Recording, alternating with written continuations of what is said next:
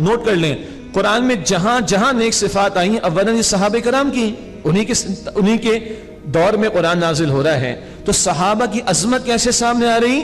نہ صرف یہ کہ یہ رحمان کے بندوں کی محبوب صفات ان میں موجود ہیں، بلکہ ایٹ دا سیم ٹائم یہ اس معاشرے میں جو اتنے گناہ عام ہیں یہ ان سے بچنے والے بھی ہیں۔ صحابہ کی عظمت کا بیان بھی آ رہا ہے، اور عباد الرحمن کی صفات کا پیکج بھی مکمل ہو رہا ہے، کرنے والے کام بھی کرنے، نہ کرنے والے کاموں سے بچنا بھی ہے۔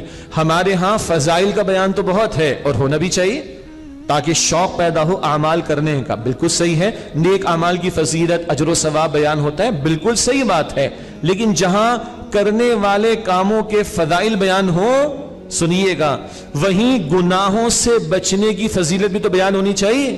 تقویٰ کیا ہے؟ گناہوں سے بچنا، پورا قرآن بھرا ہوا ہے، توجہ کم ہے اس پر۔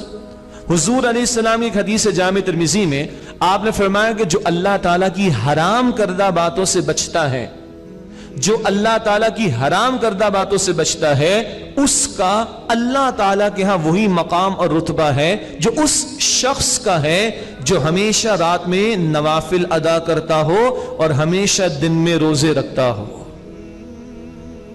یہ بیان ہوتا ہے ہمارے یہاں، اس سے کہ گناہ سے بچنے پر توجہ نہیں۔ جو اللہ کی حرام کردہ باتوں سے بچتا اس کا وہی مقام ہے اللہ کے ہاں جو اس شخص کا مقام ہے جو ہمیشہ رات کو نوافل ادا کرتا ہے اور ہمیشہ دن میں روزے رکھتا ہے۔ تو گناہوں سے بچنا خود بہت بڑی نیکی ہے، تو کانٹراسٹ کے طور پر بیان کیا گیا کہ یہ 3 گناہوں سے وہ بچتے ہیں۔